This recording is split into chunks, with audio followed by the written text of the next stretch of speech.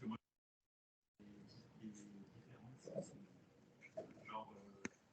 la lutte et bien, et ça fait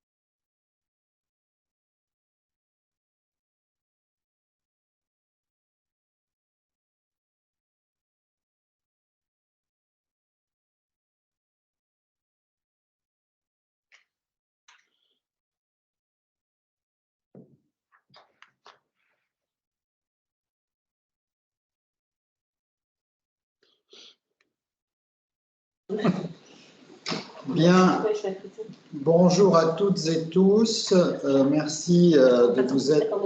Ah, si c'est bon, c'est bon, merci de vous être connectés. On a une personne en présentiel dans la salle et puis le reste en connexion. Je dois tout d'abord excuser le président Tony Bernard qui devait faire l'introduction de cette réunion mais qui a une visite ministérielle impromptue, donc il ne pourra pas...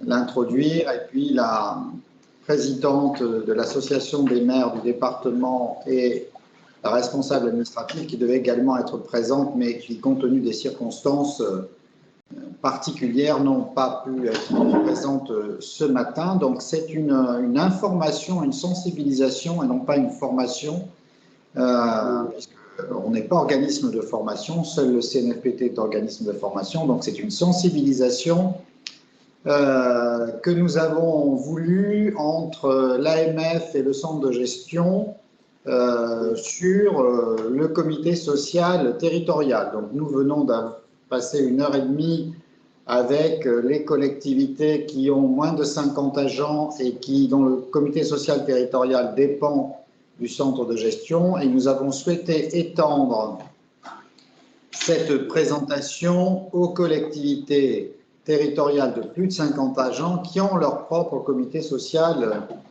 territorial. Donc, en gros, la trame est à peu près la même. Il y aura peut-être des choses légèrement différentes, mais à la marge.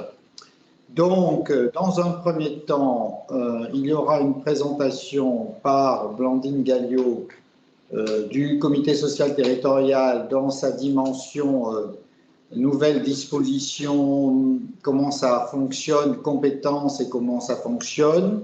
Ensuite, on rentrera plus particulièrement dans le fonctionnement avec une présentation de Maud Astruc qui présentera également sur les autorisations spéciales d'absence et les décharges d'activité de service. Voilà, donc, et puis vous pourrez, alors, ce que je vous demanderai, c'est de bien vouloir couper vos micros pour que d'une part nous n'assistions pas à vos conversations qui ne nous regardent pas, et puis deuxièmement parce que ça crée des effets sons de résonance et ça perturbe parfois l'audition de l'intervention. Vous pourrez de toute façon, quoi qu'il en soit, poser toutes les questions que vous souhaitez, soit par chat, soit en levant la main, et on reste à votre disposition même après pour répondre à vos questions, même si elles se formulent d'ici quelques jours après la présentation qui aura eu lieu. Donc je laisse la parole à Blandine Galliot pour faire la présentation. Merci, Monsieur le Directeur. Bonjour à toutes et tous. Si vous êtes là, effectivement, c'est que vous avez au sein de votre collectivité votre propre comité social territorial. Pour un certain nombre d'entre vous, vous n'allez pas découvrir grand-chose ce matin, notamment pour les agents qui ont bénéficié de la formation organisée par le CNFPT début avril, puisqu'on est sur un contenu bien plus allégé qu'à cette occasion-là. L'idée, ça va être rapidement de reparler des évolutions principales en lien avec cette instance, des principes de composition de manière très très rapide, puisque vous avez tous mis en place les CST maintenant depuis quelques mois dans vos collectivités, et ensuite des compétences de l'instance et de son fonctionnement tout au long de sa durée. Donc, le comité social territorial, il est encadré par deux textes juridiques. D'une part, le Code général de la fonction publique qui reprend les dispositions qui étaient initialement contenues dans la loi statutaire de 84, donc transposées aujourd'hui dans le Code général. Et enfin, un décret spécifique, le décret numéro 2021-571, qui, lui, va traiter de l'ensemble du périmètre relatif au comité social territorial, tant dans sa dimension compétences que composition, élection et fonctionnement. Ce comité, c'est une instance consultative, et on reviendra tout à l'heure sur cette notion de consultative. Il est composé de représentants des collectivités, donc en l'occurrence de votre collectivité ou de votre établissement public, et de représentants des agents. Et son champ de compétences est limité à des questions d'ordre collectif, par distinction avec les instances placées auprès du centre de gestion que vous connaissez qui traite des questions individuelles, la CAP, la Commission administrative paritaire, ou la CCP pour les agents contractuels. Donc, le périmètre du CST, c'est vraiment que les questions d'ordre collectif. Rapidement sur les évolutions qui concernent cette instance. Alors, l'instance, elle est nouvelle, puisque c'est les premiers comités sociaux territoriaux qui ont été mis en place en début d'année. Et cette instance, elle est issue de la fusion des deux anciennes instances qu'on connaissait, le comité technique et le comité d'hygiène, de sécurité et des conditions de travail. On verra que sur le fond et sur le périmètre de compétences, il n'y a pas de grosses évolutions. Voilà, on a vraiment fusionné les deux instances.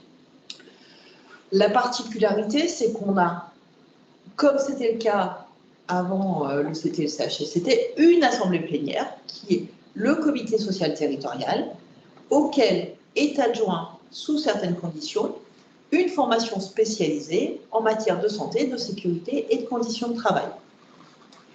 Cette formation spécialisée, elle est composée pour partie de membres du CST, ce qui n'était pas nécessairement le cas des anciens CHSCT, Sa création est obligatoire à partir du moment où on atteint le seuil de 200 agents et elle est facultative lorsqu'on est entre 50 et 200 agents. Dans l'évolution des champs de compétences de l'instance, on a une nouvelle thématique qui apparaît avec la loi de transformation de la fonction publique. C'est tout ce qui va être évaluation relative à l'accessibilité et à la qualité des services rendus. Cette notion d'accessibilité et qualité des services rendus n'était pas auparavant dans le champ de compétences du comité technique. Autre petite nouveauté, c'est la possibilité de remplacer temporairement un membre lorsqu'il va être placé en congé de maternité ou en congé pour adoption. Et également la possibilité qui est donnée aux représentants des organisations syndicales de donner délégation lorsqu'ils doivent s'absenter en cours de séance. Enfin, dernière évolution, elle concerne le droit à la formation des membres, puisque c'est la première fois que les membres du comité social territorial ont une formation obligatoire.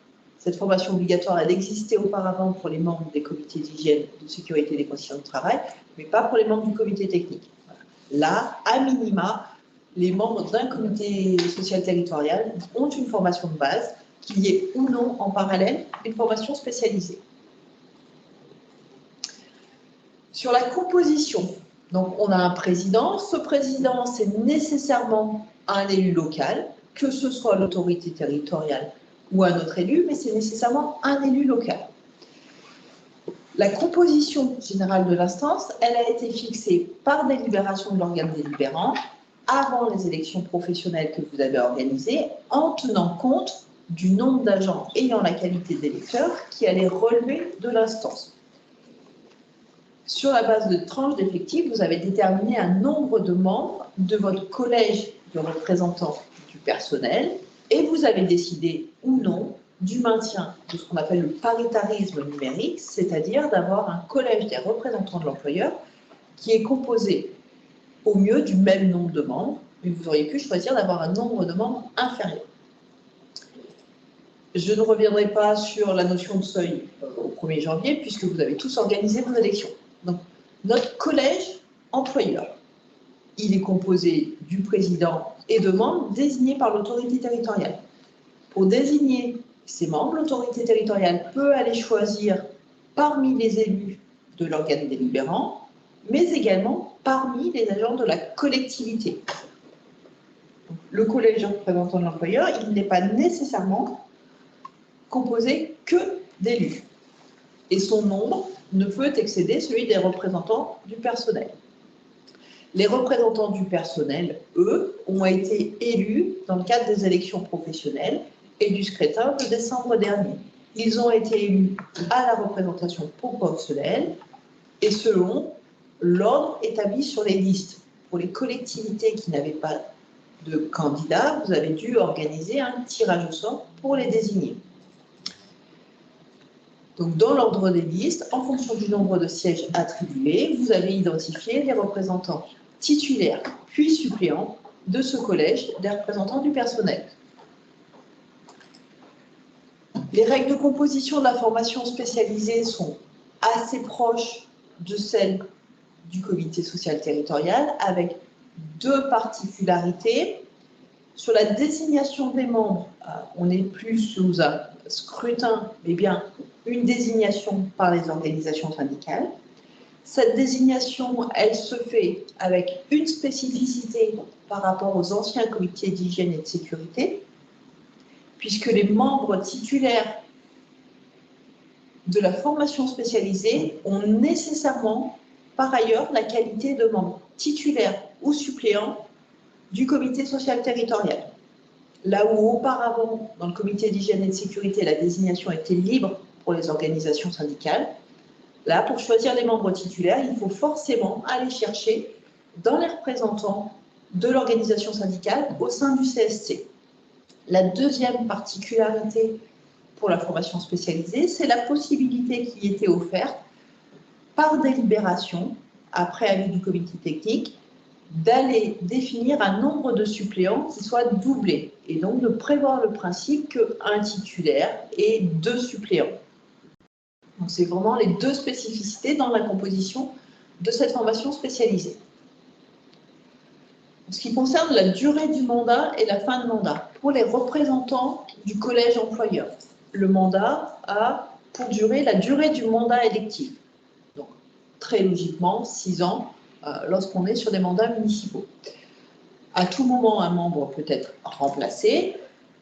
Lorsque vous avez fait le choix de mettre dans votre collège des représentants de l'employeur des agents, on retrouve les mêmes règles de fin de mandat que pour les représentants du personnel. Donc, la démission de l'agent, son placement en congé de longue maladie, de longue durée ou de grave maladie, son placement en disponibilité, ou lorsque, parce qu'il va quitter votre collectivité pour aller exercer ailleurs, il n'est plus dans le ressort de votre comité social territorial. Le mandat d'un représentant du personnel, pour sa part, est de 4 ans. Donc, vous serez amené à organiser de nouvelles élections professionnelles en fin d'année 2026. Il prend fin lorsque l'agent va démissionner de ce mandat, lorsqu'il ne remplit plus les conditions pour être électeur ou éligible, il quitte votre collectivité ou il est placé en congé de longue maladie, de longue durée ou de grave maladie, et plus spécifiquement pour la formation spécialisée, comme il est désigné par l'organisation syndicale qui l'a désigné a la possibilité de mettre fin, à un moment donné, au mandat de la personne qu'il a désignée, ce qui n'est pas possible en comité social territorial. À partir du moment où vous avez été élu, l'organisation syndicale à laquelle, sur la liste de laquelle vous étiez présenté, n'a plus la main sur votre mandat. Vous restez membre du CST. Donc, c'est la petite différence entre la formation spécialisée et le comité social.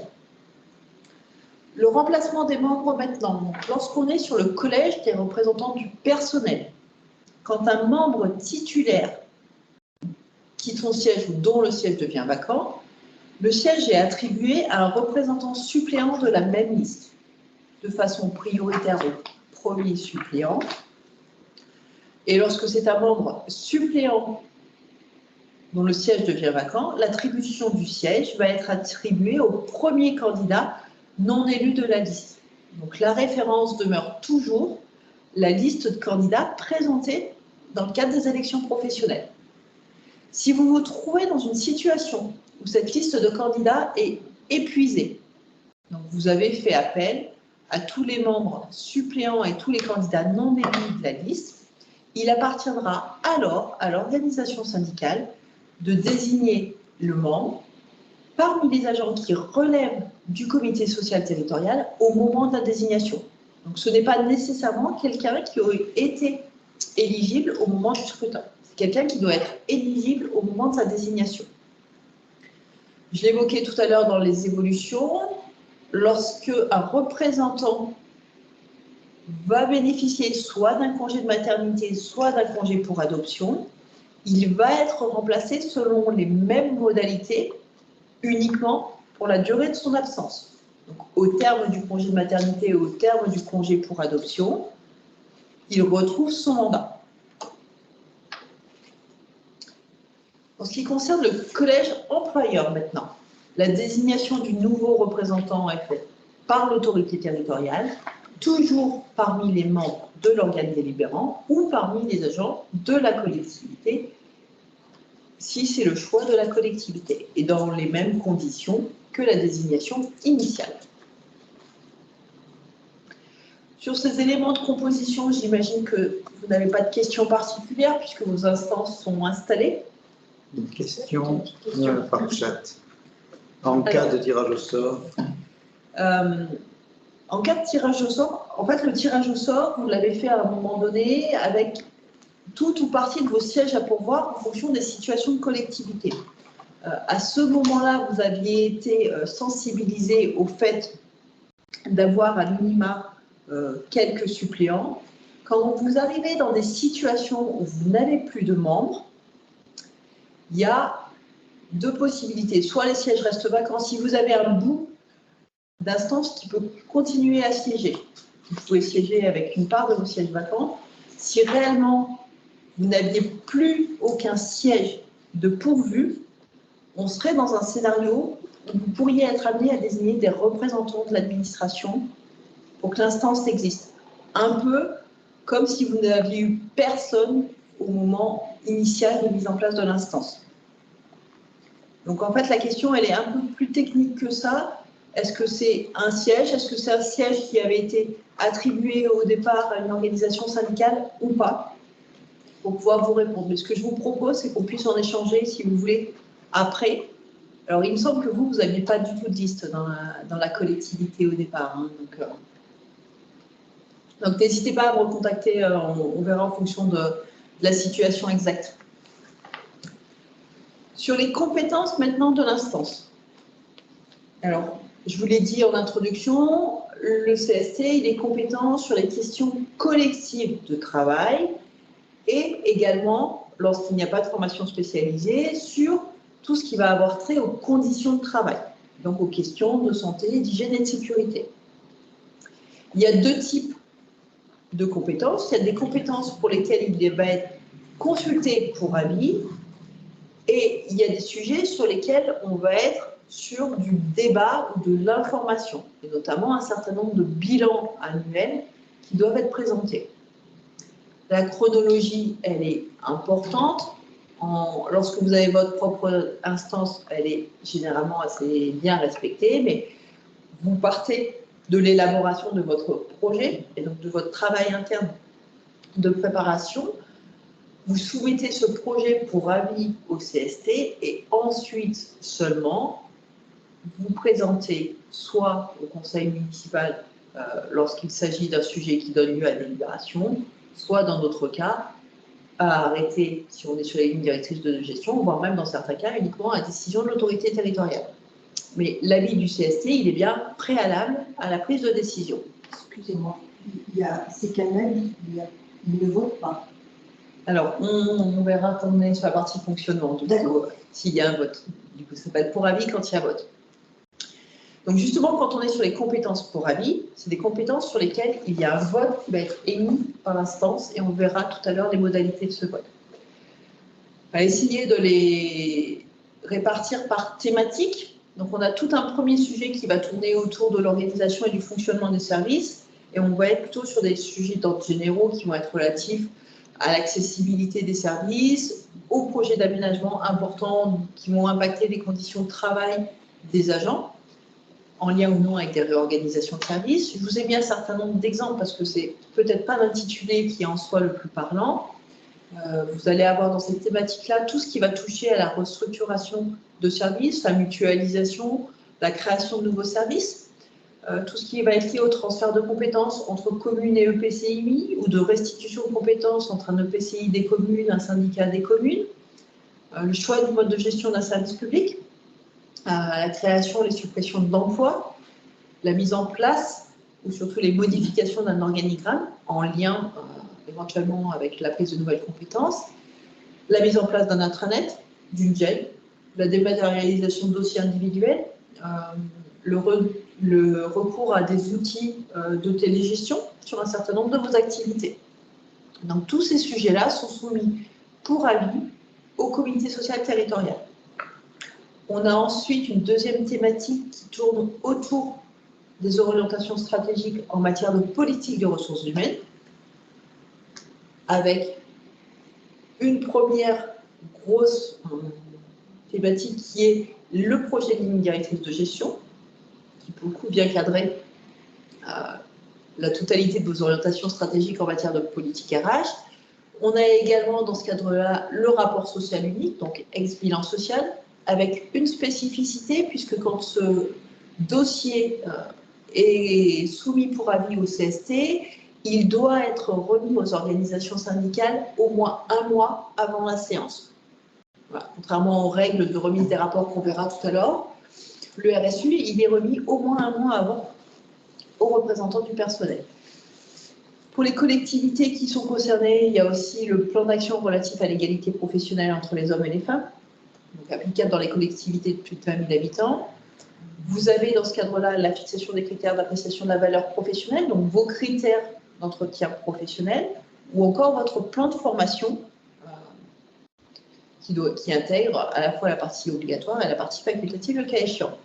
un certain nombre de sujets connexes à ces orientations stratégiques. Pour les collectivités qui le font, votre délibération cadre sur le recours à l'apprentissage, qui va définir les diplômes, par exemple, susceptibles d'être accueillis, les services d'affectation, le nombre maximal d'apprentis que vous souhaitez accueillir dans la collectivité. Toujours dans cette idée de délibération cadre, lorsque vous avez recours à des contrats aidés, la fixation de vos ratios d'avancement de grade, même si ce n'est pas des délibérations récurrentes, et puis aussi tout ce qui est lié à la thématique de la formation, en éléments complémentaires d'un plan de formation, votre règlement de formation, vos critères d'utilisation du CPF, vos modalités de priorisation dans l'octroi des formations. Voilà, tous ces éléments-là doivent être soumis pour avis au CST. On a ensuite une thématique autour du temps de travail, des congés, des absences, qui va regrouper tout ce qui est organisation du temps de travail en termes de passage aux 1607 heures, aménagement des cycles de travail, annualisation, horaire variable. Donc vraiment, votre délibération cadre sur l'organisation du temps de travail dans la collectivité, qu'elle soit unique ou scindée en plusieurs délibérations. Votre protocole RTT pour les collectivités qui ont des cycles hebdomadaires au-delà de 35 heures. Les régimes d'équivalence de temps de travail pour les collectivités qui ont soit des postes permanents avec des périodes, avec des temps de travail qui ne sont pas nécessairement du temps de travail effectif, mais sur lequel l'agent doit être présent sur son lieu de travail, notamment toutes les structures qui ont soit sur l'hébergement, des gardiens de nuit, ce genre de choses, ou sinon les structures qui organisent des séjours vacances ou ados, où les animateurs sont contraints de rester la nuit auprès des enfants. Ce qu'on appelle le régime d'équivalence, c'est le temps qu'on va leur considérer comme temps de travail effectif sur cette période de nuit. On a également les délibérations relatives aux autorisations spéciales d'absence sur aux autorisations, donc c'est-à-dire celles qui ne sont pas de droit pour les agents, l'organisation du temps partiel sur autorisation, la mise en place d'astreintes, la mise en œuvre de la journée de solidarité, la mise en place d'IHTS ou de repos compensateur, ou la majoration des heures complémentaires qui a été autorisée depuis quelques mois par le législateur, les règles d'ouverture et de fonctionnement du compte épargne-temps et éventuellement l'indemnisation des jours épargnés, la mise en place du télétravail, ou encore tout ce qui va être règlement du temps de travail, congé, donc document cadre qui viendrait reprendre un certain nombre de ces éléments. On a ensuite une thématique qui tourne autour de la politique financière de la collectivité, avec deux grandes dimensions, la politique indemnitaire. Dans la politique indemnitaire, vous avez votre délibération d'instauration du RIFSEP pour la majorité d'entre vous, et puis peut-être plus spécifiquement d'autres indemnités et primes lorsque vous avez par exemple quelqu'un qui est sur l'emploi fonctionnel, donc avec la prime de responsabilité, ou encore lorsque vous comptez dans vos effectifs des cadres d'emploi qui ne sont pas encore éligibles au RIFSEP, voire qui ne le seront jamais, comme les enseignants artistiques ou les cadres d'emploi de la filière police municipale. Voilà, donc toutes vos délibérations en matière indemnitaire. Vous avez également tout ce qui va être lié à votre politique d'action sociale, que ce soit son externalisation auprès d'une structure, donc l'adhésion au CNAS doit passer pour avis au CST, ou l'ensemble des actions que vous pourriez porter de manière directe ou indirecte en interne, l'octroi de tickets restaurants, la distribution de bons cadeaux à Noël ou la participation, par exemple, sur les frais de centre de loisirs des agents. Et enfin, une thématique sur laquelle vous allez, dans les mois à venir, être amené à délibérer, la mise en place de la participation employeur à la protection sociale complémentaire, donc à la fois dans sa dimension santé mutuelle et dans sa dimension prévoyance avec le maintien de salaire, puisque vous savez que vous allez avoir, dans les années à venir, des obligations en la matière pour ceux d'entre vous qui ne l'auraient pas déjà fait. Donc là, on vient de faire le tour de ce qui est soumis au CST pour avis, donc avec un vote sur les projets qui sont présentés, on a ensuite un certain nombre de sujets qui sont amenés devant le CST pour être débattus annuellement. Qui dit débattu ne dit pas, forcément de vote. J'en profite, je réponds aux questions en même temps, comme ça vous permettra d'être dans la continuité. La mise en place du forfait mobilité durable, à mon sens, oui, ça doit passer parce que vous êtes sur quelque chose qui doit être délibéré sur les modalités, en fait. Donc, même si vous n'avez pas de marge sur le cadre, voilà. Ne serait-ce que parce qu'il y a des engagements financiers aussi. Donc, oui, c'est important de le passer. En sachant que, par contre, vous n'avez pas de marge sur le dispositif. Voilà. Donc, si vous ne pouvez l'instaurer que dans sa forme prévue pour la fonction publique, notamment sur les montants. Et les durées. C'est important que vous l'ayez bien en tête. Vous ne pouvez pas faire moins que ce qui a été prévu. Pour répondre à votre question sur les avis. Voilà, il y a quelque chose que je n'ai pas compris. Alors, il y a une partie sur le fonctionnement après. Sur les avis, l'avis est requis. Ça veut dire que quand l'avis est requis, il y a vote. Ils émettent un vote. Si l'avis est défavorable, le comité social unanime des représentants du personnel, je ne parle pas des représentants de l'administration au sens élu. Si un avis défavorable des représentants du personnel et qu'il y a le sujet nécessite le passage d'une délibération derrière, si c'est défavorable, il y a obligatoirement reconsultation du comité social territorial pour qu'il émette un deuxième avis. Au bout de ce deuxième avis, soit l'avis est favorable, soit il est défavorable. S'il est défavorable à nouveau, le comité social territorial est réputé avoir été consulté dans la forme. Voilà, au niveau recours après. Voilà, donc ensuite, vous pouvez prendre une délibération parce que la forme de consultation a été effectivement respectée. L'idée, ce n'est pas de se dire, alors, quand il y a un avis favorable, c'est bien, mais l'idée, ce n'est pas forcément de se dire qu'il faut absolument un avis favorable pour que la délibération puisse trouver à être mis en place. L'idée, c'est que la consultation formelle ait été respectée. Voilà. Et la délibération doit viser l'avis du CST, non pas le contenu de l'avis, mais la formalisation du fait que le CST ait été consulté, vu l'avis du CST dû. Mais alors, il faut mettre, après, en conseil municipal, est-ce qu'il faut dire que l'avis du CST était défavorable? Si on vous le demande, oui. Mais vous n'êtes pas obligé de le formaliser. On verra tout à l'heure que le sujet est un peu plus complexe que ça, puisqu'il doit y avoir une publicité des avis. Voilà. Si vous n'écrivez pas dans votre délibération, à un moment donné, il faudra retracer l'information. Parce que s'il est défavorable les deux fois, oui. Qu'est-ce qui, bon, des fois, ça peut être des sujets un petit peu tendus, est-ce quel recours ils ont?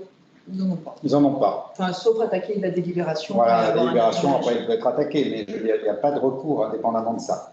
D'accord, mais attaqué dans qui? Le tribunal de... Oui, le tribunal administratif. Oui. D'accord. Et eux n'ont pas de recours à part les moyens de grève, de juridique. Oui, voilà. Et d'un point de vue légal, ils n'ont pas. Voilà, c'est d'accord. C'est qu'un document préparatoire, la vie, en fait. Ce n'est pas un acte attaquable en lui-même. D'accord. Alors, pour répondre à la question, le décret aujourd'hui parle d'avis défavorable unanime sans préciser que c'est que les représentants du personnel, mais la DGCL interrogée a clairement dit que l'idée c'était de rester sur la position antérieure concernant le comité technique et il s'agit bien d'un avis défavorable unanime du collège des représentants du personnel. Uniquement du collège des représentants du personnel. Donc, sur les questions annuellement débattues, donc on a un certain nombre de bilans. Bilan sur la création des emplois à temps complet et temps non complet. Bilan sur la mise en œuvre du télétravail. Tout ce qui va être lié à la dématérialisation des procédures, aux évolutions technologiques et de méthodes de travail. On en revient par exemple à la mise en place d'un outil de télégestion sur lequel vous feriez un bilan. Les évolutions relatives à l'accessibilité des services et à la qualité des services rendus. Et en matière plus spécifiquement de politique RH, doivent donner lieu à un bilan annuel. La mise en œuvre des lignes directrices de gestion, le bilan annuel relatif à l'apprentissage, lorsque vous y avez recours, le bilan annuel relatif au plan de formation, donc la mise en œuvre du plan de formation, les évolutions des politiques RH sur la base du RSU. Donc, le RSU, vous avez bien 2 temps. Vous avez un temps de présentation du bilan à travers le RSU, sur lequel vous votez, et vous devez également débattre des évolutions de politique RH à mener en lien avec ce bilan. Ça peut être très très bien fait au cours de la même réunion, hein. Il n'y a pas nécessairement 2 passages du dossier, mais vous avez bien les 2, vous avez bien à la fois le vote sur la présentation du RSU, plus le débat à avoir sur l'évolution des politiques RH. Vous avez également dans vos bilans annuels un sujet autour des politiques d'insertion, de maintien dans l'emploi et d'accompagnement des parcours professionnels des travailleurs handicapés. Les enjeux et politiques en matière d'égalité professionnelle et de prévention des discriminations. Et de manière plus anecdotique, des dispositifs spécifiques de recrutement que sont le pacte et le dispositif expérimental d'accompagnement sur les préparations concours catégorie A et B en alternance. Est-ce que sur ce sujet-là des compétences, vous avez des questions ?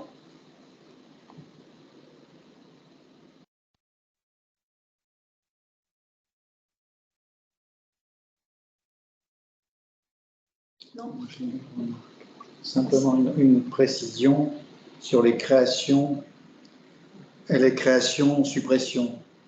Les créations n'ont à passer en CST que dans la mesure où elles sont liées à une suppression. Si vous créez un nouveau service et que vous créez des emplois, alors sauf à le passer au titre de l'organisation, ce qui peut justifier que si vous créez un service, vous êtes obligé de passer l'organisation du service parce que ça a des conséquences. Mais si vous créez un emploi dans votre organisation sans que ce soit lié préalablement à une suppression, vous n'êtes pas obligé de passer cette création en CST. C'est la liberté, comment dirais-je, de l'Assemblée délibérante de créer l'emploi. Voilà. Vous n'êtes obligé de le passer en création que si elle est liée indubitablement à une suppression préalable. Je vais faire cette petite, parce que souvent, parfois on se lie dans des choses et voilà, c'était tout ce que j'avais. Il n'y a pas de questions? Non. Un petit point sur l'articulation des compétences avec la formation spécialisée. Alors, même s'il me semble que dans l'Assemblée, personne n'a mis en place la formation spécialisée, le comité social, il est le seul à être consulté lorsque le sujet est susceptible de relever de l'attribution des 2 instances. Donc, par principe, il a un droit de priorité. Ça, c'est la réglementation. Après, à charge à chaque collectivité, dans le cadre de ces pratiques, de voir comment elle souhaite fonctionner, mais il y a en tout cas un droit de priorité quand les 2 instances sont susceptibles de voir présenter le même sujet. Le CST peut également choisir d'inscrire à l'ordre du jour un sujet qui aurait nécessité la consultation de la formation spécialisée si elle ne s'est pas encore prononcée sur ce sujet. Donc, comme ça relève des 2, c'est lui qui est saisi. Quand un sujet relève de la formation spécialisée, il peut décider qu'il passera en CST plutôt qu'en formation spécialisée, dès lors que la formation n'a pas encore été consultée. Et pour ce qui vous concerne, vous, de manière plus globale, à partir du moment où il n'y a pas de formation spécialisée, le CST retrouve la compétence sur l'ensemble des sujets qui relèvent de la formation spécialisée, donc sur tous les sujets liés à l'hygiène, la sécurité, les conditions de travail et tous les pendants de politique numérique en parallèle à tous ces sujets-là et aménagement des locaux. On va en venir maintenant au fonctionnement de l'instance. Donc la présidence, on l'a vu tout à l'heure, elle est assurée par l'autorité territoriale ou ce représentant et c'est nécessairement un élu. Le secrétariat du comité social, il est assuré par un représentant de l'autorité territoriale au sein du CST, donc par un membre du collège des représentants de l'employeur. Et ce membre-là peut être assisté par un fonctionnaire pour les tâches matérielles administratif de secrétariat. Il y a également un secrétaire adjoint. Ce secrétaire adjoint, il est désigné parmi le collège des représentants du personnel. En formation spécialisée, ce n'est pas tout à fait les mêmes règles de fonctionnement, puisque le secrétaire est désigné parmi le collège des représentants du personnel. La durée du mandat est fixée par le règlement intérieur et les modalités de désignation aussi. Et le secrétariat administratif est pris en charge par un agent administratif. D'un côté, en formation spécialisée, vous n'avez qu'un secrétaire. En CST, vous avez un secrétaire qui est représentant du collège d'employeurs, un secrétaire adjoint qui est représentant du collège du personnel. Et les comptes rendus, qui le fait? On en parlera quand on sera au téléphone. Le règlement intérieur, donc, le président, il arrête après avis du comité et éventuellement, lorsqu'il y en a une sur proposition de la formation spécialisée, le règlement intérieur de ce comité. Ce règlement intérieur, il a vocation, comme dans le conseil municipal, à venir cadrer, dans le respect des lois et règlements, les modalités de fonctionnement de l'instance. Et donc, de venir préciser ou compléter des dispositions qui n'auraient pas été prévues par la réglementation. Ça ne sert à rien de faire un règlement intérieur si c'est juste pour reprendre les éléments réglementaires du décret. L'idée, c'est vraiment de venir cadrer vos modalités de fonctionnement en interne. Alors,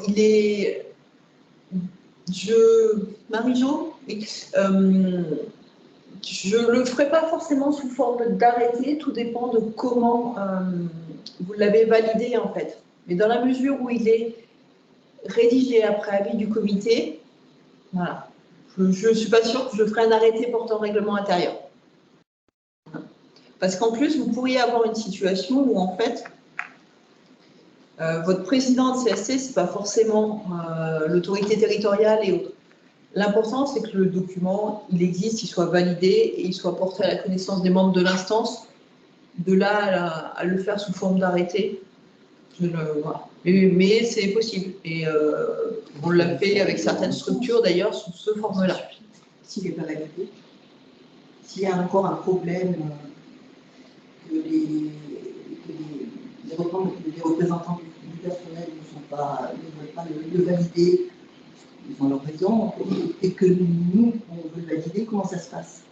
C'est un pouvoir du président de définir des règles de fonctionnement. D'ailleurs, c'est la reprise de la formule. C'est le président qui arrête. Donc, ça veut dire que vous allez consulter votre CST une fois, deux fois. À partir du moment où, de toute façon, vous n'arrivez pas à trouver de consensus sur les points de discorde, le règlement peut être arrêté par le président. D'accord. Donc, pareil, deux fois. On se retrouve deux fois. La première fois, c'est défavorable. On revient, donc c'est toujours défavorable. Mais on peut l'arrêter. Et à ce moment-là, est-ce qu'il faut faire justement... est-ce qu'il faut faire un arrêté si c'est défavorable? Il faut que vous le rendiez communicable en fait au membre, d'autant plus dans une situation où il n'est pas accepté de manière unanime par les membres. Il faudra leur notifier sous une forme ou sous une autre. L'arrêté peut être une solution. Après, vous pouvez... Ça ne protège pas. L'arrêté ne protège pas s'ils ne sont pas d'accord. Non. Et puis, ils ne le respecteront certainement pas plus parce que vous l'aurez fait sous forme d'arrêté. Ils ne sont pas d'accord, ils ne sont pas d'accord. Après, il est applicable. Le président peut décider de l'appliquer. Donc, il leur notifie, parce qu'il faut les informer quand même. Il leur notifie, et puis il prend acte du fait qu'il n'est pas applicable, il leur notifie le règlement tel qu'il l'a arrêté, et peut éventuellement signer. Voilà, et puis c'est terminé. Après, ce qu'il faut garder en tête, c'est que le fonctionnement de l'instance, il est de toute façon bien cadré par les dispositions réglementaires. Donc, dans votre règlement intérieur, logiquement, vous n'allez pas pouvoir être dans des choses qui sont restrictives aux représentants du personnel, en termes de droit.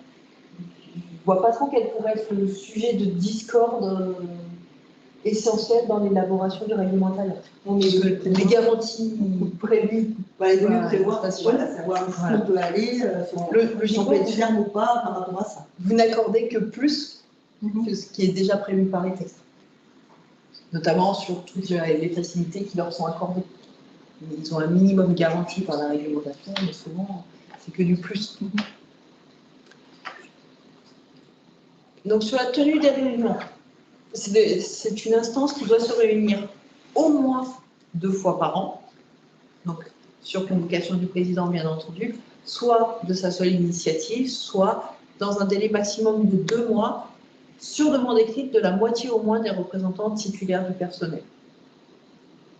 Lorsque vous n'avez pas de formation spécialisée en interne de votre collectivité, il doit également se réunir à la suite de tout accident mettant en cause l'hygiène ou la sécurité ou ayant entraîné ou qui aurait pu entraîner des conséquences graves, à la suite d'un accident en présence d'un danger grave et imminent, pour des raisons exceptionnelles, typiquement raisons exceptionnelles, épidémie Covid-19, voilà, pour au moins une réunion portant sur les questions en matière de santé, de sécurité et de conditions de travail.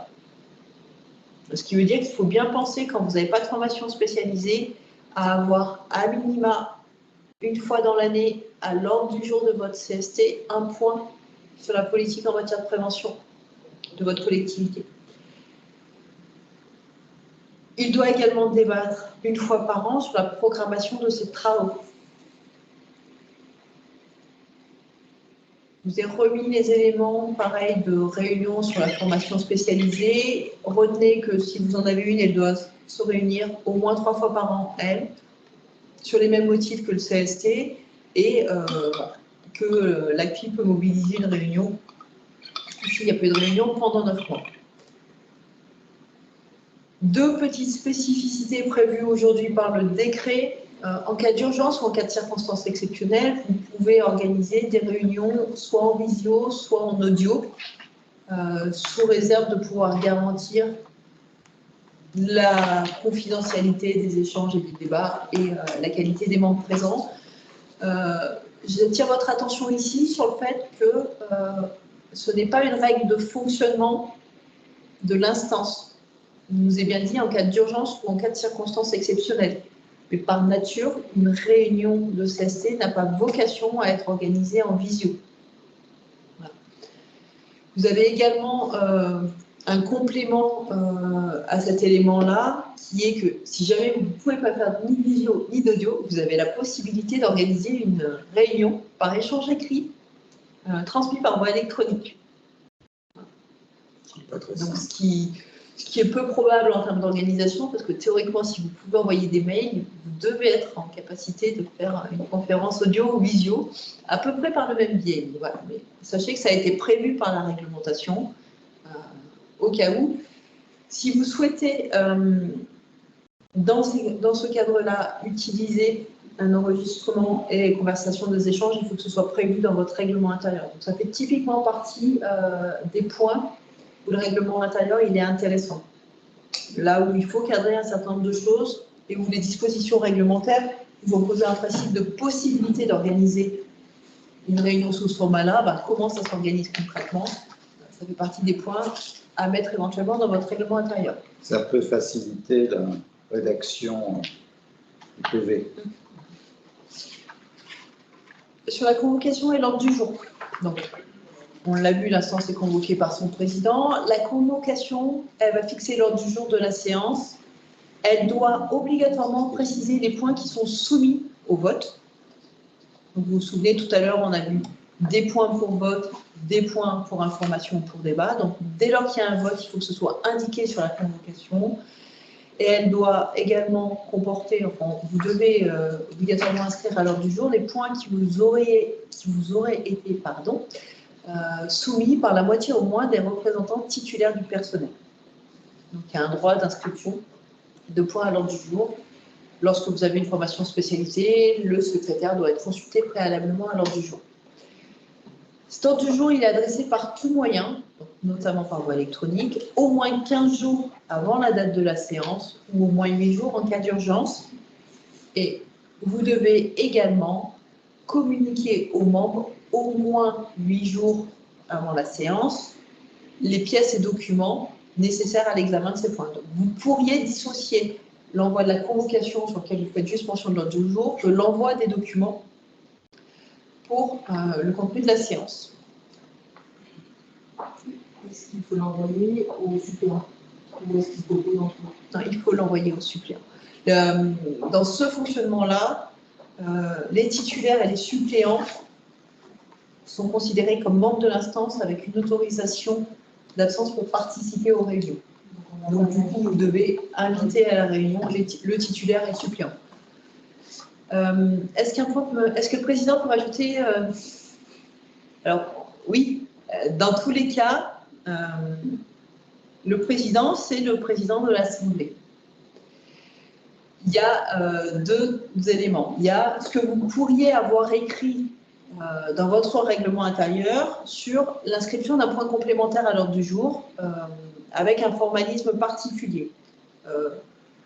Et on parle bien de points à l'ordre du jour et pas de questions diverses. J'insiste sur cette question-là parce qu'à mon sens, elle est essentielle. Une question diverse, c'est un sujet qui n'est pas un point qui aurait dû être inscrit à l'ordre du jour du CST. On ne passe pas en questions diverses, une réglementation, enfin la délibération sur la politique indemnitaire ou la mise en place de cycle de travail. C'est des vrais points qui doivent être inscrits à l'ordre du jour de la séance avec le temps de préparation nécessaire. Donc, rajouter quelque chose à l'ordre du jour quand c'est de l'ordre d'une question diverse, il n'y a pas de souci. Il n'y a pas de raison que les membres s'y opposent en séance. Sur un sujet de fond, vous prendriez un risque à rajouter un point à l'ordre du jour dès lors que les représentants du personnel n'ont pas été en mesure de prendre connaissance du dossier avec un délai raisonnable pour pouvoir en faire l'analyse. Typiquement, vous passez une délibération sur la politique indemnitaire, vous l'inscrivez, enfin il l'annonce en début de séance en remettant les documents sur table, je ne m'y risquerai pas. Sauf si c'est parce que vous augmentez tout le monde, bien entendu. Enfin, voilà. La question n'a d'intérêt qu'à partir du moment où quelqu'un est en désaccord avec l'inscription à l'ordre du jour de ce point. Mais sur un sujet sur lequel vous êtes susceptible de rencontrer une opposition, moi je vous conseille de respecter le délai d'instruction prévu par les organisations syndicales. N'oubliez pas que vous avez la possibilité éventuellement de compléter votre ordre du jour, hein, puisqu'on a la notion de 8 jours en cas d'urgence. Et laisser moins de 8 jours à une organisation syndicale pour procéder à l'analyse d'un dossier, ce n'est pas nécessairement respecter un dialogue social de qualité. Donc, quand un sujet ne fait pas débat, dans tous les cas, personne ne s'y opposera, il n'y a pas de souci. Sur un sujet sensible, moi, je vous déconseille de le faire en séance. Voilà. Sur quelque chose où il doit y avoir un vote. On parle bien d'un sujet sur lequel il doit y avoir un vote du CST. Sur la participation en séance, donc les séances ne sont pas publiques, ce qui renvoie à tout à l'heure les mesures de sécurité à prendre quand on organise une séance en audio ou en vidéo. Peuvent assister à la séance, bien entendu, vos membres, hein, la totalité de vos membres titulaires et suppléants. Petite spécificité, logiquement, un suppléant qui participe ou non au débat. Et quand il ne participe pas au débat, c'est-à-dire quand il ne vient pas siéger avec voix délibérative, il n'a pas de droit, la possibilité de prendre la parole. Il peut participer à la réunion, mais il n'est pas censé prendre part au débat s'il n'a pas voix délibérative. Puis après, c'est vos règles et vos pratiques internes qui peuvent l'autoriser, mais de droit. Si on peut parler Vous avez le droit de l'autoriser de le faire. Alors, si il vient, il a le droit d'être présent. On refuser de présent. La présence à la réunion, par contre, vous pourriez lui refuser de prendre la parole s'il n'a pas voix délibérative. Parce qu'en fait, le but d'un suppléant, c'est d'être là quand le titulaire n'est pas là. Donc, si les suppléants viennent et qu'on leur donne le droit de... Donc, il y a des suppléants, des titulaires. Je pensais que le but, c'était de suppléer.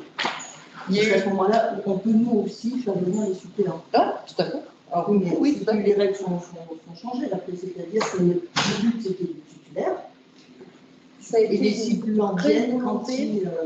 Ça a été une vraie volonté du législateur de modifier la règle, puisque auparavant, ne pouvait venir siéger avec une autorisation d'absence qu'un suppléant qui avait voix délibérative. Il y a une démarche du législateur pour renforcer le dialogue social, de dire titulaires et suppléants peuvent venir participer à la réunion, avec la réserve effectivement un suppléant qui n'a pas voix délibérative n'est pas censé prendre la parole si on ne lui la donne pas. Je pense que c'est ça. Après, c'est vraiment une question pratique interne. Voilà. Vous pouvez le voir dans le règlement intérieur, ça je suppose aussi. Oui. Alors, si vous souhaitez la donner, moi je vous conseille de l'écrire dans le règlement intérieur. Le président, Si le président, c'est le président qui a la police des séances, par essence, donc le suppléant peut intervenir si le président lui laisse la parole. Donc il est la police des séances. D'accord. Donc on peut aussi avoir en séance des tiers, soit à l'initiative du président, soit à la demande des représentants, que ce soit des experts sur un sujet particulier ou des personnes qualifiées en interne. Ces tiers-là n'ont pas voix délibérative et ils ne sont présents que sur le temps de débat et ne doivent pas être dans la salle au moment du vote sur les différents sujets. Ils ne viennent qu'alimenter les temps de débat. Le président peut être assisté, bien entendu, par des agents de la collectivité qui vont être concernés par les sujets qui sont amenés. Par exemple, vous présentez un projet d'aménagement des locaux, il est assez logique que le responsable des services techniques qui travaille sur ce sujet-là soit présent aux côtés du président pour venir présenter les éléments techniques du dossier.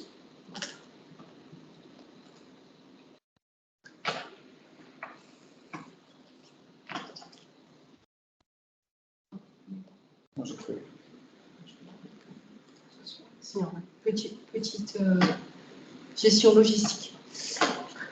Un suppléant n'ayant pas de voix délibérative peut-il assurer le secrétariat? Alors, on l'a vu, le secrétariat du CST, il est assuré par un représentant du collège employeur avec un secrétaire adjoint représentant du personnel. Donc, logiquement, votre suppléant qui a voix délibérative, il n'est pas censé être secrétaire de la séance. Sous-présent. Alors, pouvez-vous me confirmer que les suppléants... Alors, non, je ne confirmerai pas ça, puisqu'en fait, c'est l'autorisation d'absence. Pour bénéficier d'une... je vous lis la question pour que les autres, du coup, vous puissiez... pouvez-vous me confirmer que si les suppléants sont présents avec les titulaires, leur présence est considérée comme du temps de travail? On va partir du principe de base. Pour exercer leur mandat, vos représentants, ils ont le droit de bénéficier de ce qu'on appelle une autorisation d'absence. Une autorisation d'absence, c'est quoi? C'est l'autorisation donnée à un agent de faire autre chose que son travail sur un temps où il devait travailler. Donc, le temps de participation aux réunions du CST est en soi du temps de travail effectif à partir du moment où l'agent devait être au travail à ce moment-là. Donc, dans ce cas-là, oui, titulaire, suppléant avec voix délibérative, suppléant tout court, c'est du temps de travail effectif. Si vous tombez sur un créneau où l'agent n'était pas au travail, c'est un des éléments du dialogue social interne de la collectivité, mais ce n'est pas de droit du temps de travail pour l'agent.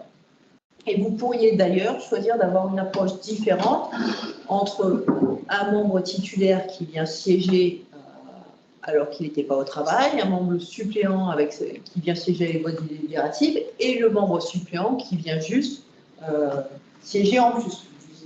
Vous n'êtes pas nécessairement, à partir du moment où vous cherchez à être plus favorable que la réglementation, obligé de traiter de la même manière quelqu'un qui vient siéger avec voix délibérative de quelqu'un qui vient juste, à son initiative personnelle, participer à la réunion. Mais ce n'est pas en soi du temps de travail, dès lors que c'est en dehors du planning de l'agent. Avec toute la difficulté que cela implique pour des structures comme la vôtre, en termes de temps de travail, compte tenu de la spécificité des métiers. Mais si c'est pendant j'ai pas compris, si c'est en dehors du planning. Si c'est pas en soi du temps de travail. Mais si c'est pendant son... C'est du temps de travail. Et on les traite de la même manière. C'est-à-dire l'un ou l'autre, si c'est du temps de travail, ou si s'ils viennent en dehors de leur temps de travail. Si c'est un moment où ils devaient être au travail, ça leur est comptabilisé comme au travail. Si c'est un moment où ils n'étaient pas censés être au travail, rien n'oblige que ce soit comptabilisé comme tel. Ce sera dans vos pratiques internes. Et si jamais vous avez des représentants du personnel qui exercent avec des contraintes de services différentes, je ne peux que vous inviter à faire tourner votre calendrier de réunion pour que ce ne soit pas tout le temps les mêmes agents qui sont impactés. Et c'est ça, en fait, ils ont le même traitement l'un et l'autre. Donc c'est pour ça qu'il faut faire tourner. Que ce soit toujours, pas toujours dans le temps de travail de certains et pendant les temps de travail de l'autre. Voilà, que ce soit équitable. Oui, c'est important de faire tourner. Sur tout ce qui est réunion préparatoire, Marie-Jo, à partir du moment, moi je le prendrais même à l'inverse sur des réunions préparatoires, puisque là c'est l'autorité territoriale qui à un moment donné va mobiliser des agents pour venir travailler sur un dossier. Donc à partir du moment où vous demandez à quelqu'un de venir sur ce temps-là, ça me semblerait logique qu'on leur compte comme temps de travail. Sauf si vous êtes vraiment sur des groupes de travail basés sur du volontariat. Mais sinon, à partir du moment où vous dites aux agents OK, on se voit tel jour à telle heure pour travailler sur tel projet, ça semble logique que vous considériez que c'est du temps de travail. Quitte à ce que vous limitiez le nombre de représentants par organisation syndicale ou autre, mais là, vous êtes à l'origine de la sollicitation.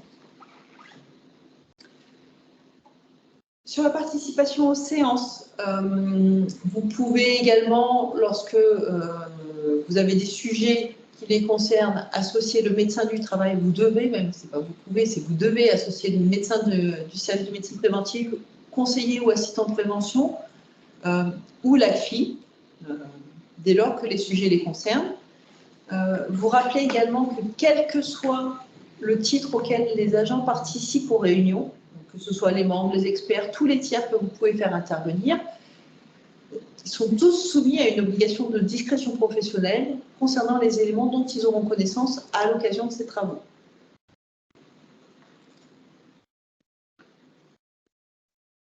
On en vient au déroulement de la séance. Avant son ouverture, vous devez vous assurer que le quorum est respecté. Le quorum, il va s'apprécier d'une part sur le collège des représentants du personnel, à minima. Donc vous devez avoir au moins la moitié des représentants du personnel. Si vous avez donné voix délibérative au collège des représentants de l'employeur, vous devez également vous assurer que la moitié au moins des membres du collège de l'employeur sont bien présents. Si jamais votre quorum n'est pas atteint, vous devez convoquer une nouvelle réunion de l'instance dans les 8 jours qui suivent, avec le même ordre du jour, et la réunion se tiendra quel que soit le nombre de membres présents à cette occasion-là. Et si jamais vous êtes sur cette seconde réunion, il n'y aura plus de pouvoir de blocage du collège des représentants du personnel. Faut-il la présence de la collectivité aux réunions préparatoires ou les agents peuvent-ils se réunir seuls? Le temps de préparation des réunions, c'est un temps de préparation qui est accordé aux membres en leur qualité de membres. Donc il n'y a rien qui n'impose que ce temps-là soit un temps partagé avec l'administration. Il y a des structures qui le font et qui proposent aux organisations syndicales qu'un agent du service RH puisse participer à ces temps de préparation à la demande des organisations syndicales pour pouvoir apporter des éléments de compréhension des sujets. Mais il n'y a rien qui n'impose à ce que l'administration participe à ces temps-là, propose aux organisations syndicales d'avoir des temps pédagogiques sur les dossiers ou autres. En soi, c'est un temps de préparation qui appartient aux membres représentants du personnel.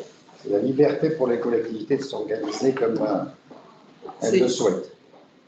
Et puis c'est peut-être aussi apprécié en fonction des sujets, de la technicité des rapports que vous allez passer. Peut-être que des fois, ça peut être intéressant de leur proposer avant la séance un temps, un peu de pédagogie sur, soit sur des aspects de réglementation, soit sur des aspects d'orientation faits par la collectivité, mais que ça ne se prête pas sur la totalité des sujets. Mais dans tous les cas, il n'y a pas d'obligation de présence. Le temps de préparation, il leur appartient vraiment à eux. Donc sur les absences, on l'a vu rapidement tout à l'heure, notamment sur les absences d'un membre de manière pérenne. Après, sur l'absence en séance, quand on est sur le collège des représentants de l'employeur, n'importe quel membre titulaire peut être remplacé par n'importe quel membre suppléant. Il n'y a pas de liaison entre un titulaire et un suppléant. Quand vous êtes sur les représentants du personnel, il y a une logique d'organisation syndicale. Donc, un membre titulaire ne peut être remplacé que par un membre appartenant à la même organisation syndicale. On respecte en fait la représentativité au sein de l'instance.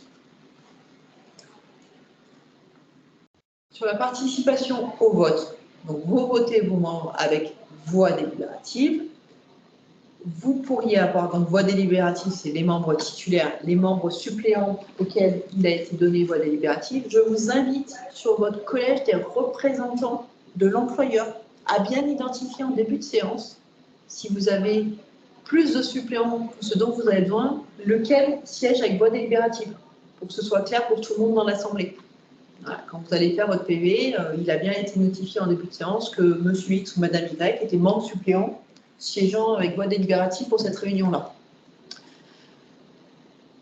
Lorsqu'un membre va quitter la séance, il va pouvoir donner délégation à un autre membre pour la suite de la séance. Donc, premier réflexe, mon titulaire, il n'est pas là, il a un suppléant. Deuxième réflexe, il était là en début de séance, il part.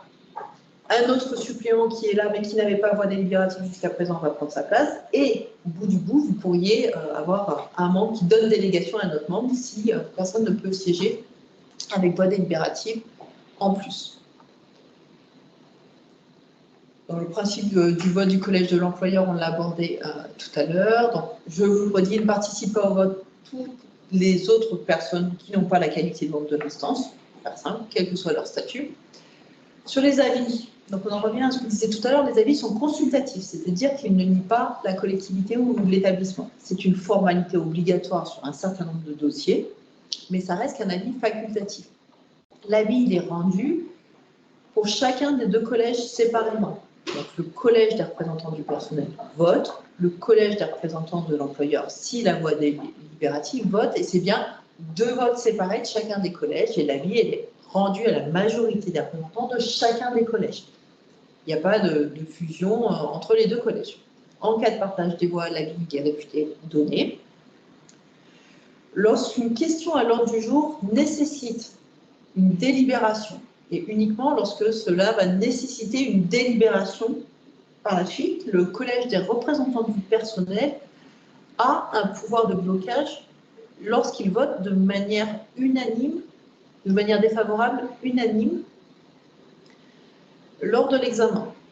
Sur un premier passage, vous pouvez avoir un vote défavorable unanime du collège des représentants du personnel. Si c'est un sujet sur lequel vous devez délibérer, vous serez amené à convoquer une seconde réunion dans un délai de 8 à 30 jours pour réexaminer ce dossier-là.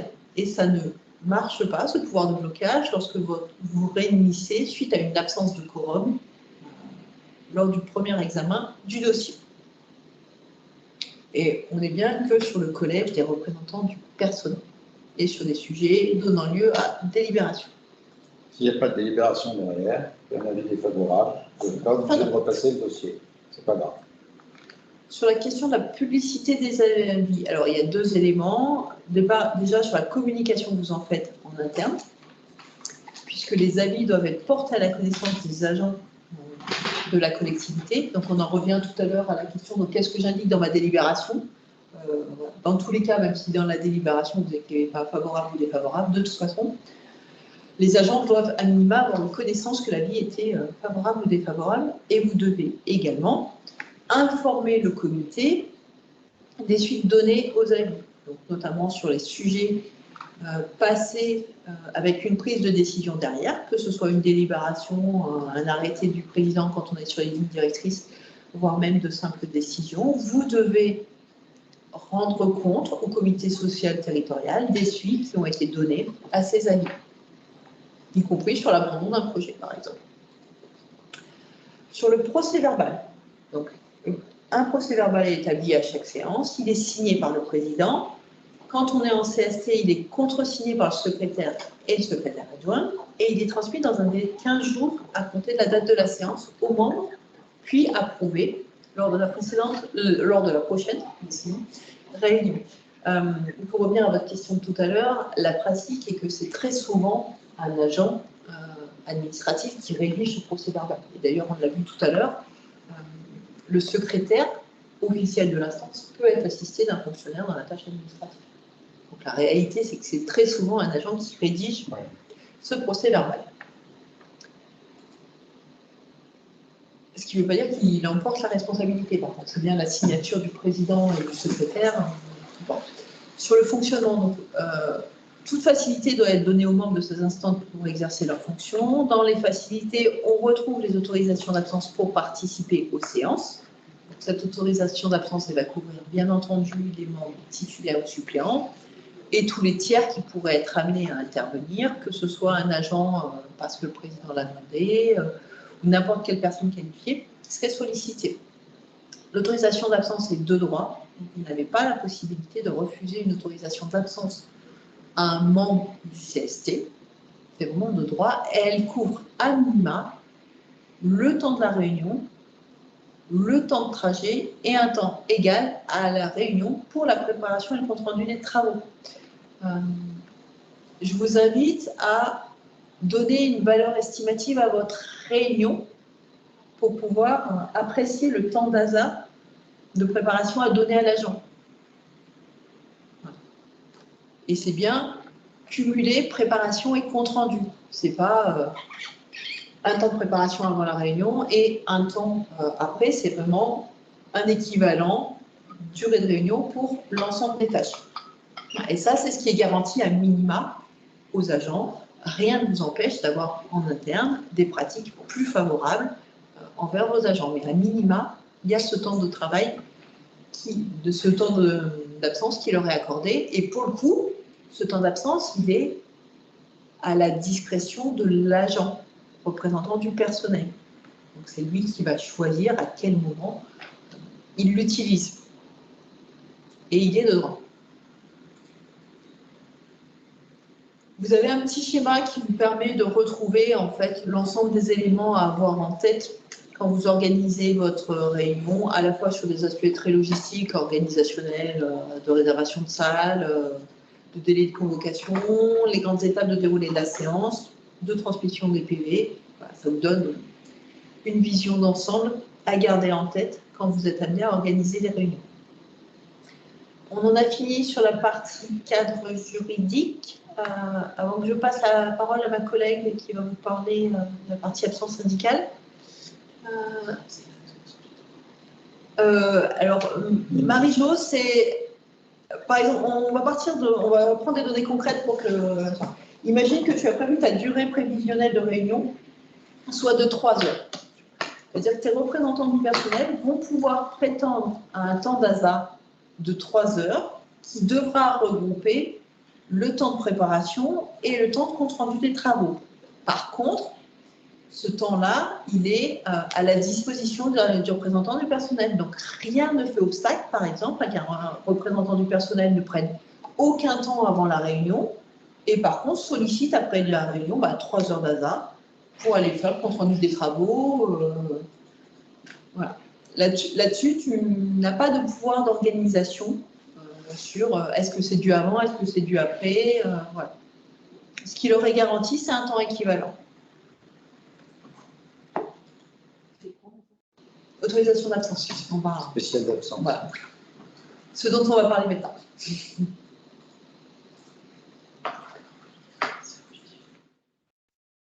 Alors, si c'est les deux, c'est que c'est plus favorable. Vous avez choisi d'accorder et un temps de préparation et un temps de compte-rendu.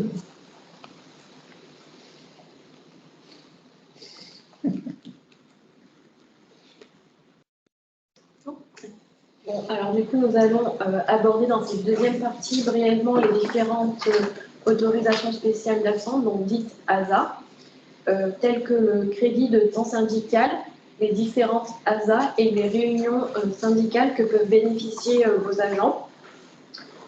Donc, tout d'abord, le crédit de temps syndical. Donc, à l'issue des élections professionnelles du 8 décembre 2022, les organisations syndicales se sont vues attribuer un crédit de temps syndical qui est composé de 2 contingents. Donc, un contingent d'autorisation d'absence et un deuxième contingent qui est la décharge d'activité de service, dite aussi DAS. On souhaite vous expliquer la différence entre le contingent d'autorisation spéciale d'absence et les DAS, car ce n'est pas très clair pour tout le monde. Donc, le contingent d'autorisation d'absence, il est régi par les articles 14 et 17 du décret de 85-397, et ce sont des heures qui permettent aux agents qui sont désignés par les organisations syndicales de participer à des réunions locales ou de sections syndicales. Ce calcul, il est effectué par les collectivités et établissements publics qui ont leur propre CST en fonction des résultats obtenus. Donc, normalement, vous avez dû le faire, et si vous ne l'avez pas fait, ben, il faut le faire.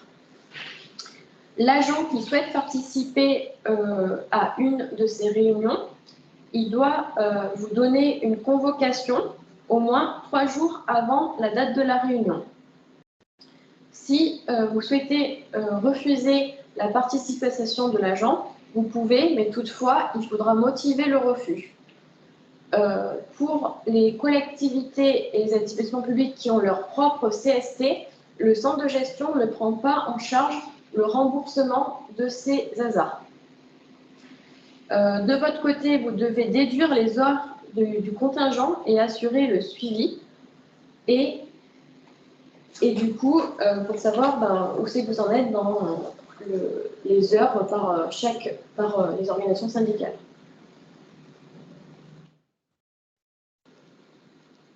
La décharge de service, donc elle, c'est une DAS, c'est ce qui va permettre à un agent d'exercer sur son temps de travail une activité syndicale.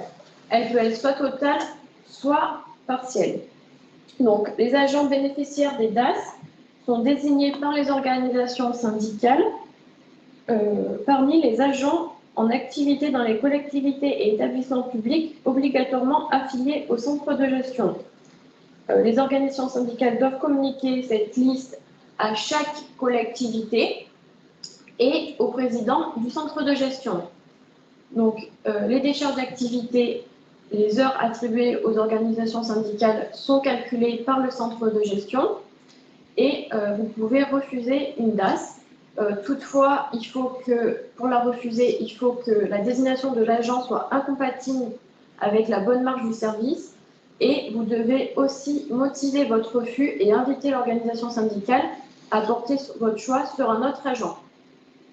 Pour les DAS, le centre de gestion rembourse l'absence de vos agents à condition que vous avez signé la convention et envoyé les pièces justificatives à notre service finance. Donc, on reviendra tout à l'heure sur ce diaporama.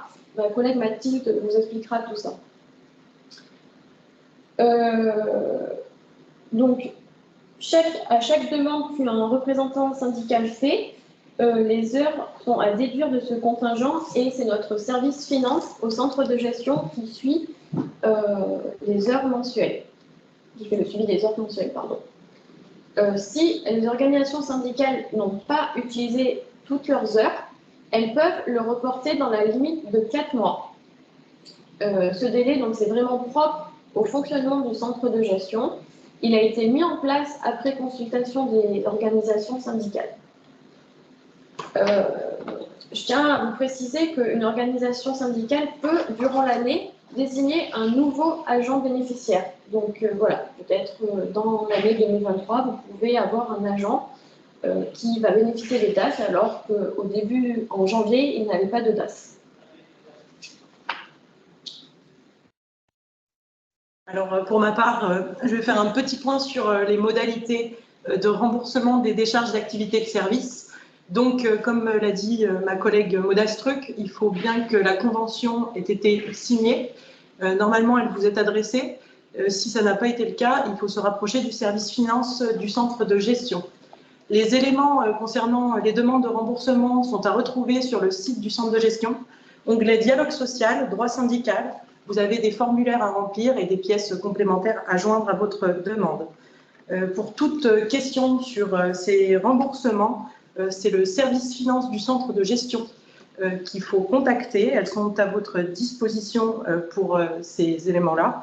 Et il faut aussi ne pas hésiter, notamment si vous avez des agents intercommunaux, hein, pour les difficultés de remboursement, bien joindre ce service qui est à même de vous apporter des réponses.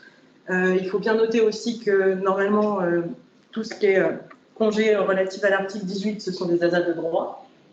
Ils n'ont pas à apparaître dans les DAS. Ce ne sera pas remboursé si votre agent est en instance, vu que c'est une ASA de droit. Le service finance donc pourra vous répondre sur toutes les questions relatives au remboursement des DAS. Je laisse la parole à ma collègue pour la suite. Je crois qu'on a une petite question. On fait figurer le crédit de temps syndical dans le protocole d'accord avec les OS. Pas de souci que cela figure dans ce document. Pour moi, non. Non, il y a Non, ça. C'est le choix. C'est quelle part de crédit que tu mets?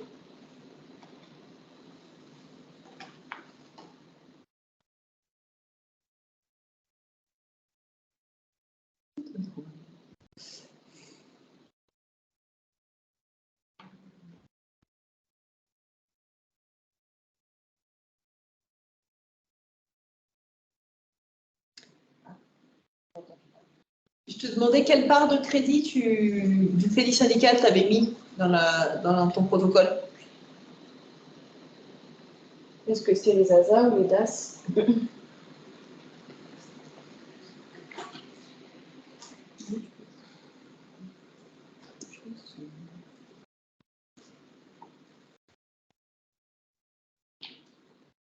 Non, mais attends. Protocole sans travail. Protocole d'accord. On a mis. Eh ben, quelle part, c'est-à-dire? Allô? Votre mail V. Ouais. Vous nous écoutez? Oui. Oui. Ok. Alors, Et bonjour. Thierry qui va répondre. Oui, on a marqué le calcul du contingent d'autorisation d'absence en fonction des résultats des élections. Donc, nous, on avait 2 organisations syndicales, la CFDT avec le nombre de sièges attribués et le nombre de voix obtenues, la CGT, le nombre de sièges et le nombre de voix obtenues. Et ça vient le nombre d'heures par rapport au nombre d'électeurs inscrits sur notre CST. Oui. Bah, au contraire, c'est plutôt bien qu'il soit dans votre protocole, puisque là, c'est votre calcul purement interne sur le contingent local. Donc, ça permet de garder la trace des éléments de calcul. Parce que du coup, nous, on a des agents qui sont soit au CIAS, soit le PCI. Donc, du coup, le compteur est commun et il faut qu'on... On a les collègues de la CFDT, il y en a 2 de le PCI et 2 de la CFDT. Donc, il faut que je déduise le compteur. CIAS. Oui, 2 CIAS. Donc, je déduis un compteur commun pour les 2 employeurs. Tout à fait. Le calcul, il est dans le périmètre de votre CST. Donc, comme le CST est commun, le calcul est commun aux 2 entités. D'accord. Et c'est du temps qui sert uniquement pour les réunions locales ou de la section syndicale. Exactement. D'accord. Ok, Donc, parfait. avec convocation. Avec convocation, oui, Oui. bien sûr. Ok. Parce que là, la collègue nous a dit qu'il faut alerter les chefs de service que les agents seront sur une autorisation syndicale d'absence. Oui. Hasard, article 17. Ouais. D'accord. Merci, merci. Bon, on continue. Donc, on va passer sur les autorisations d'absence. Donc, l'article 7 précise que les agents mandatés par les organisations syndicales peuvent participer à des congrès ou à des réunions d'organismes directeurs. Donc, le nombre de jours va dépendre si l'organisme directeur est représenté ou non au conseil commun de la fonction publique. Donc, pareil, l'agent doit vous présenter sa convocation au moins 3 jours avant la réunion. Et vous pouvez refuser sa participation, toutefois le refus doit être motivé. Donc là, on est bien sur une absence qui est différente du contingent 14 et 17 qu'on a vu précédemment. Et du coup, le centre de gestion ne rembourse pas cette absence. Ensuite, comme l'a évoqué tout à l'heure ma collègue Blandine, nous avons l'article 18. Donc, l'article 18 régit que les représentants du personnel des instances, donc en CST, en formation spécialisée, en CAP, en CCP, peuvent bénéficier d'une autorisation d'absence pour participer donc à ces séances et aussi pour préparer et réaliser le compte-rendu des dossiers. Il s'agit d'une autorisation qui est de droit, donc vous ne pouvez pas la refuser. Toutefois, l'agent doit vous présenter sa convocation. Donc voilà. Et l'article 18 prévoit les mêmes dispositions pour les réunions de travail ou de négociation avec les représentants du personnel.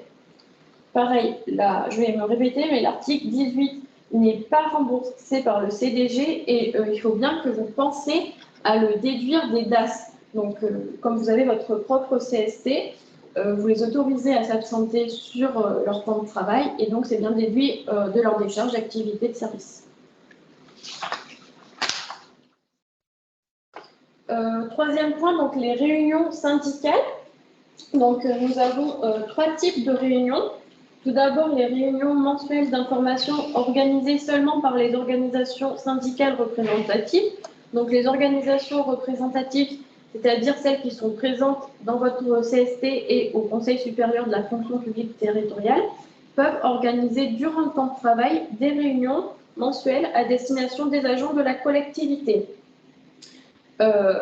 Les organisations syndicales doivent vous adresser une demande une semaine au moins avant la date de réunion pour vous prévenir qu'ils vont organiser une réunion mensuelle. Vous pouvez, l'agent qui souhaite participer à cette réunion doit vous adresser une demande au moins 3 jours avant la date de la réunion et elles sont accordées sous réserve de nécessité de service. Donc, le deuxième type de réunion syndicale, ce sont les réunions spéciales organisées pendant une campagne électorale. Donc, une campagne électorale, c'est ce qu'on appelle des élections professionnelles. Les organisations syndicales peuvent organiser des réunions spéciales pendant donc, les élections professionnelles et chaque agent peut assister à l'une de ces réunions dans la limite d'1 heure. Donc, elle s'ajoute au contingent qu'on a vu, pardon, pas au contingent, à la réunion qu'on a vue au-dessus. La demande de l'organisation syndicale, donc, elle doit toujours vous faire une demande une semaine avant la date de la réunion et tout agent qui souhaite y participer doit adresser une demande à l'autorité territoriale au moins 3 jours en amont de la séance, de la réunion, pardon. Et vous pouvez refuser que l'agent y participe sous réserve de nécessité de service. Et la troisième réunion sont les réunions statutaires ou d'information à l'initiative des organisations syndicales. Donc, ces réunions sont organisées par les organisations syndicales. Ce sont des réunions qui sont en principe réalisées en dehors des horaires de service. Et si toutefois elles ont lieu durant le temps de travail, seuls les agents qui ne sont pas en service peuvent y participer. Donc là, pareil, les organisations syndicales qui souhaitent organiser des réunions statutaires ou d'information, elles doivent vous en faire la demande une semaine avant la date de la réunion.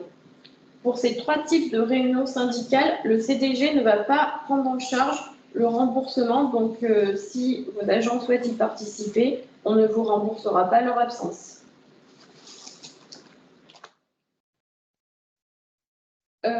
Donc, on a été rapidement, on a fait le point sur les différentes absences.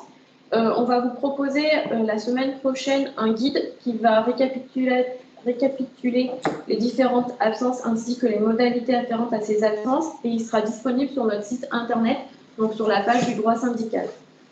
Et aussi, pour vous aider, on souhaite vous proposer en septembre 2023 un outil de suivi des absences pour motif syndical. Donc, vous pourrez comme ça suivre les absences de vos agents.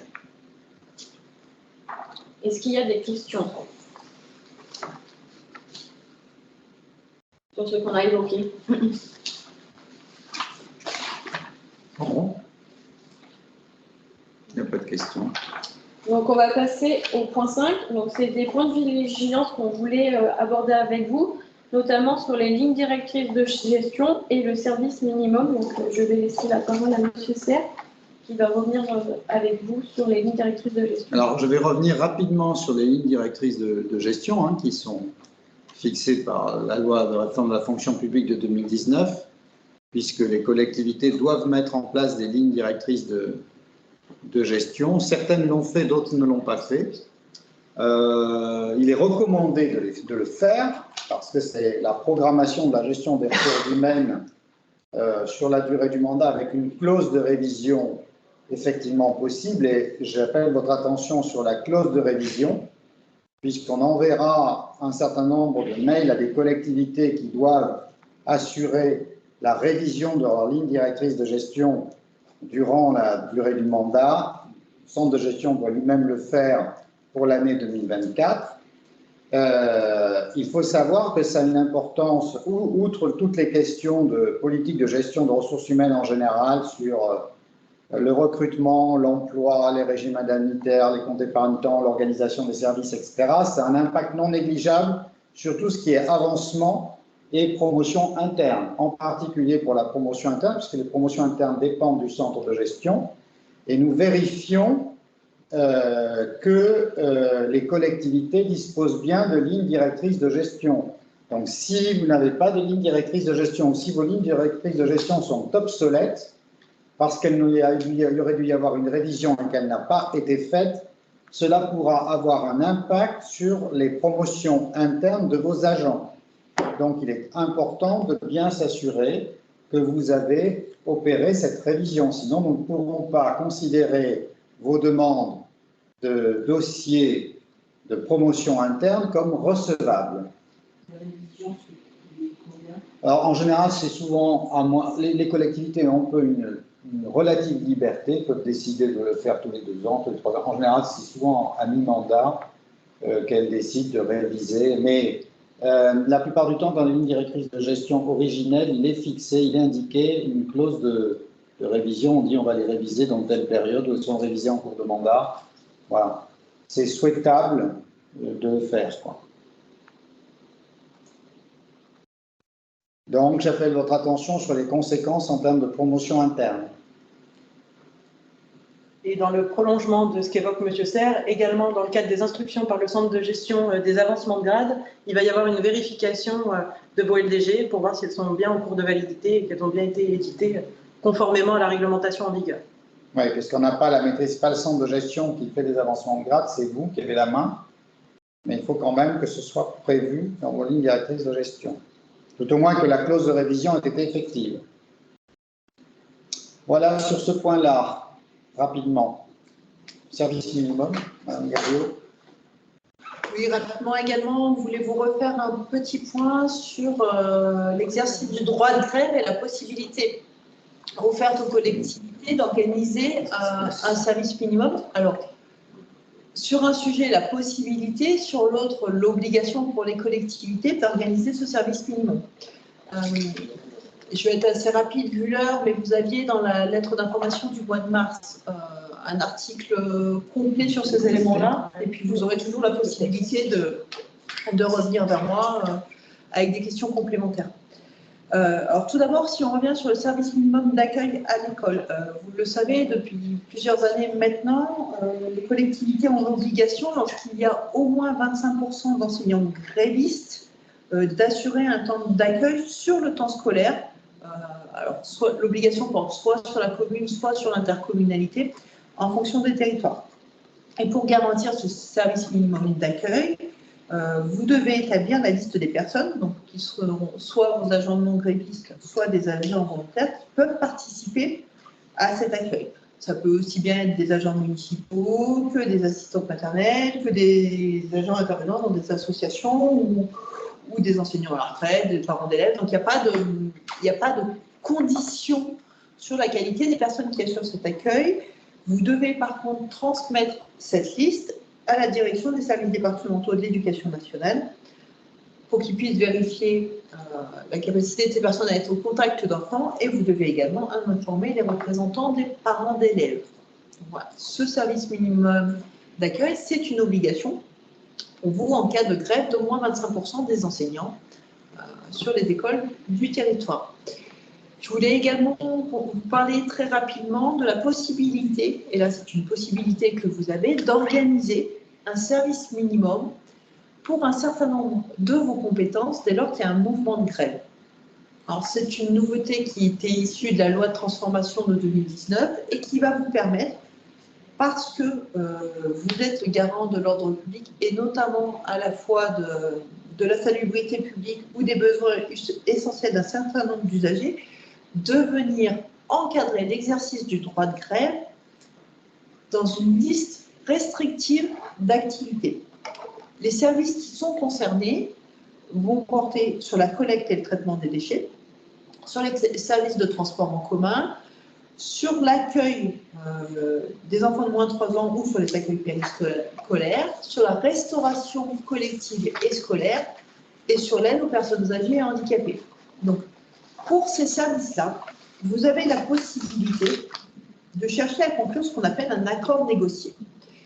Cet accord négocié, il nécessite d'engager des négociations avec les organisations syndicales pour venir définir les limitations que vous allez pouvoir porter à l'exercice du droit de grève pour les seuls agents de ces services-là. Donc, vous devez engager des négociations avec les organisations syndicales pendant une durée minimale de 12 mois. À l'issue de ces 12 mois, soit vous avez trouvé un terrain d'accord avec les organisations syndicales et vous délibérez sur le contenu de l'accord, soit vous n'avez pas trouvé de terrain d'entente avec les organisations syndicales et vous avez malgré tout la possibilité de délibérer sur les restrictions que vous portez à l'exercice du droit de grève dans ces seuls services-là. Voilà. L'idée, c'est que vous ayez en tête que ce dispositif existe et vous avez la possibilité de revenir soit vers moi, soit vers le service conseil statutaire pour qu'on puisse rentrer avec vous un peu plus dans le détail sur les modalités d'organisation de cette continuité des services publics en cas de mouvement de grève.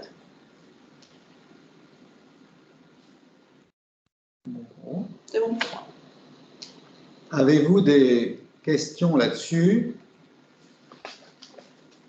Simplement un petit conseil au passage que j'ai donné tout à l'heure. Une négociation, ça se prépare. Ça se prépare en amont. C'est-à-dire que c'est pas parce qu'on a un sujet qu'on se réunit et qu'on en parle, quoi, hein. Donc, ça veut dire que quand on part en négociation, on a défini le sujet sur lequel on veut discuter, ce qu'on considère comme discutable et ce qu'on considère comme non discutable. Voilà, des intangibles sur lesquels on ne discutera pas. Et on va devant les organisations syndicales, mais vous le savez, je l'imagine, avec la présentation du sujet, le calendrier que l'on se fixe en termes de réunions, en se donnant pour soi aussi des espaces entre les réunions suffisants pour pouvoir prendre en compte leurs demandes, en discuter ou ne pas les prendre en compte et trouver des solutions, je dirais, d'aménagement ou des discussions que l'on voit dans quelle marge on donne satisfaction ou pas. Ça, c'est très important de se donner dans le calendrier.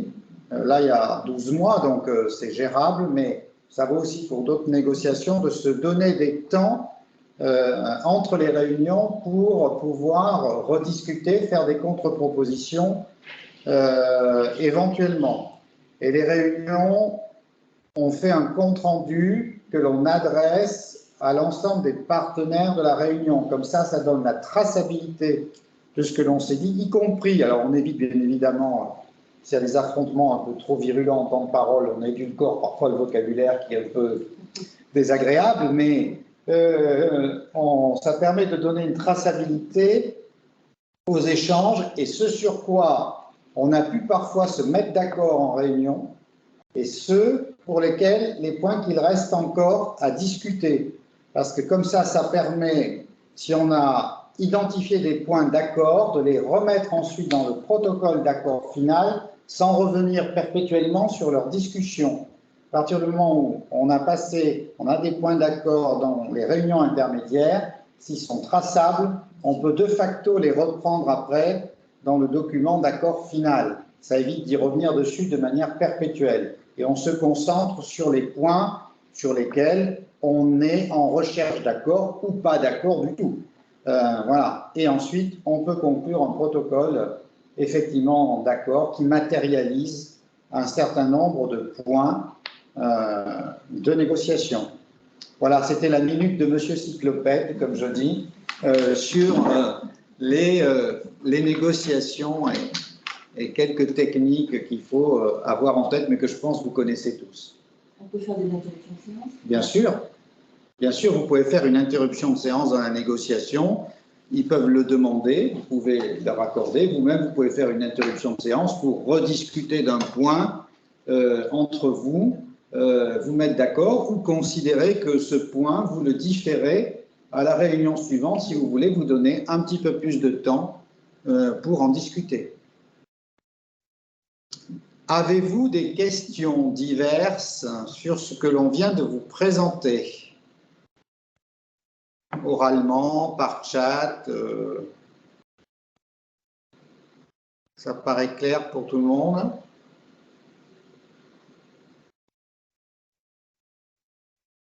Bon, alors merci beaucoup à toutes et tous et bon week-end également, puisque nous sommes vendredi et on passe d'atteindre le week-end. Merci de votre attention, à bientôt pour d'autres visios.